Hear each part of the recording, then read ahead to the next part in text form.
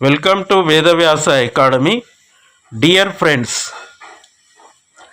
భారత స్వాతంత్ర సంగ్రామంలో లాల్ బాల్ పాల్ త్రయం గురించి వినని వారు ఉండరు. అందులో పంజాబ్ కేసరిగా పిలువబడే లాలా లజపతి రాయ్ గారు అత్యంత ముఖ్యులు. దేశం కోసం తన ప్రాణాలనే అర్పించిన ఒక దేశభక్తుడి జయంతి నేడు. ఆయన పోరాట పటిమ, ధైర్యము నేటి తరానికి ఎంతో స్ఫూర్తిదాయకం. ఈరోజు వీడియోలో ఆయన జీవిత విశేషాలను తెలుసుకుందాం. లాలా లజపతి రాయ్ గారు 1865 జనవరి 28న పంజాబ్లో జన్మించారు. ఆయన వృత్తిరీత్యా లాయర్ అయినప్పటికీ దేశం పట్ల ఉన్న మక్కువతో స్వాతంత్ర పోరాటంలోకి అడుగుపెట్టారు. ఆర్య సమాజ్ పట్ల ఆకర్షితులై సమాజంలోని మూఢనమ్మకాలకు వ్యతిరేకంగా పోరాడారు.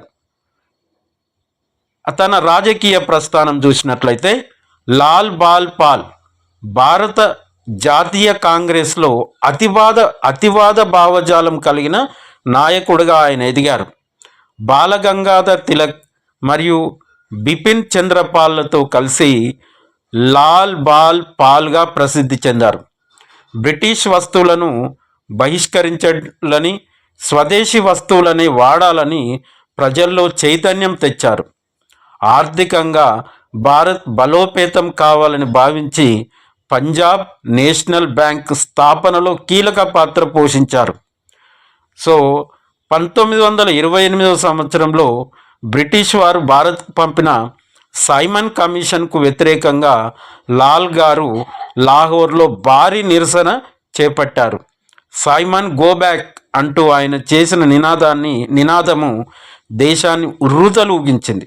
ఆ సమయంలో జరిగిన లాఠీ చార్జ్లో ఆయన తీవ్రంగా గాయపడ్డారు.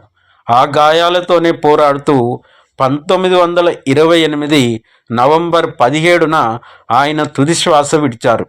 చనిపోయే ముందు ఆయన అన్నమాట, నా శరీరంపై పడిన ప్రతి లాఠీ దెబ్బ బ్రిటిష్ సామ్రాజ్య శవపేటికకు ఒక్కొక్క మేకు అవుతుంది అని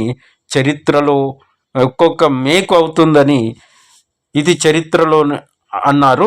ఇది చరిత్రలో నిలిచిపోయింది. లాల్ లజపతి రాయ్ గారు కేవలం ఒక విప్లవకారుడే కాదు, గొప్ప రచయిత మరియు సంఘ సంస్కర్త కూడా. ఆయన త్యాగం వృధా కాలేదు. ఆయన మరణం తర్వాత దేశంలో గొప్ప విప్లవం వచ్చింది. అదేవిధంగా తిరుగుబాటు అనేది చాలా ఉధృతమైంది. ఈ గొప్ప వీరుడికి మనమంతా నివాళులు అర్పిద్దాం. ఈ వీడియో మీకు నచ్చినట్టయితే లైక్ చేయండి మరియు మీ స్నేహితులతో షేర్ చేయండి. ఇలాంటి చారిత్రక విశేషాల కోసం మా ఛానల్ను సబ్స్క్రైబ్ చేసుకోండి. జై హింద్.